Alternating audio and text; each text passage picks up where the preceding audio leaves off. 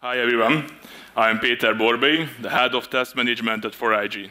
In this session, I'd like to share a bit of my experience about methodological challenges of software testing in Hungarian governmental projects. Hungarian governmental procurement has a strongly regulated environment. This environment with client-specific official operation impacts the characteristic of this domain. In the next 4 minutes, I will show you the 4 most affected areas that are scope, schedule, UAT, and documentation. So, in tender phase, you could face with a few pages of requirement specification, and these requirements are really high level and very misunderstandable. Anyway, these requirements details are volatile because customer perceives its exact needs during UAT, and it does not often have a budget for CRs.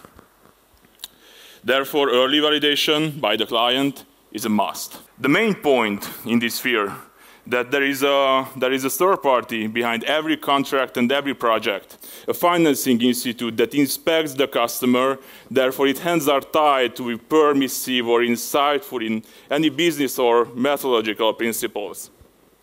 Moreover, client often vacillates on tender, but the deadline can be already fixed at this point. So the time frame of the project narrows. To mitigate these project risks, you should have a trusted subcontractor network and a 20% risk reserve as a minimum. UAT testing is usually done by business users who do not have testing experience, but it's not necessarily a problem. The problem is that they rely on suppliers' test cases. Therefore, the validation role of UAT could be violated.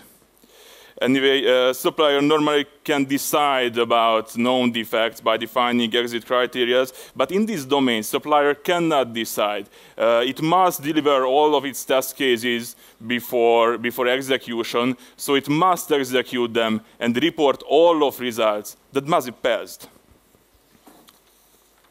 The best way is for UAT that you provide personal support during UAT at client side by BAs, testers, and TM. So, governmental spheres deliverables, and the structure does not depend on suppliers' professional decisions or ISO standards. It depends on clients' needs. That usually means lots of documentation. Every project has a project plan that schedules the milestones, that contains documentation delivery too.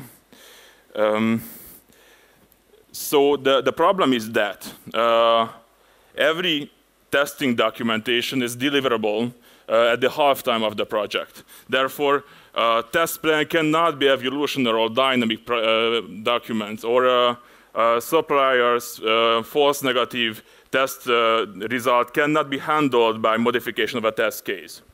But the best solution for documentation is that you use standards and canton transformation of them. So the conclusion is that you should keep in mind regarding methodology. In many points, a sequential model seems logical to use, but if your client do not validate early, you will fail in this sphere. You could not be clearly agile because of the fixed scope and fixed deadline, and agile framework will suffer by these aspects. The need for continuous improvement brings you the closest to the solution of dilemma in choosing the best methodology, the best development and testing methodology. And to handle project risk, you should have a trusted subcontractor network and 20% risk reserve as a minimum of the full estimation. And at last, provide personal support during UAT and use standard documents and count on transformation of them. Thank you for your attention. If you have any further questions, find me at the 4IG booth.